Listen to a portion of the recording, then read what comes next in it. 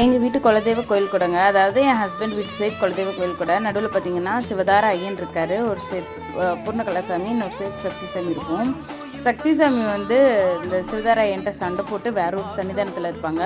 So first வந்து எங்களுக்கு வந்து இந்த சக்திசாமி இருக்கிற கோயிலில் தான் வந்து பூஜை கொடுத்துட்டு அதுக்கப்புறம் சிவதார ஐயனுக்கு கொடுப்பாங்க. கோயில் கூட பார்த்தீங்கன்னா கும்பாபிஷேகத்தோடு நடைபெறும். ஏன்னா வந்து இது சிவன் பார்வதி அவங்கள சுற்றி வர ஒரு கதையில் ஒட்டி வர சாமிகள். இதுதான் எங்களோட குலதெய்வம்.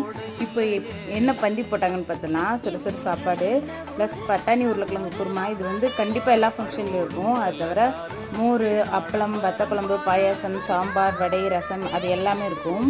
எங்கள் அப்பா வீட்டு சைட் பார்த்தீங்கன்னா சொடலமட சாமி ஃபுல் அண்ட் ஃபுல் நான்வெஜ் தான். ஆடு, கோழி அப்படின்னு சொல்லிட்டு விதவிதமாக கொடுத்து விதவிதமாக பந்தி போட்டு பரிமாறுவாங்க. ஹஸ்பண்ட் வீட்டு சைடு வந்து இப்போ சிவனும் சக்தியும் தான் குலதெய்வமாக இருக்கிறதுனால இங்கே ஃபுல்லாக சைவ சாப்பாடு தான். ஆனால் வேறு லெவலில் இருக்கும். எனக்கு சந்தோஷம் தான் எந்த கோயில் கூட வந்தாலும்.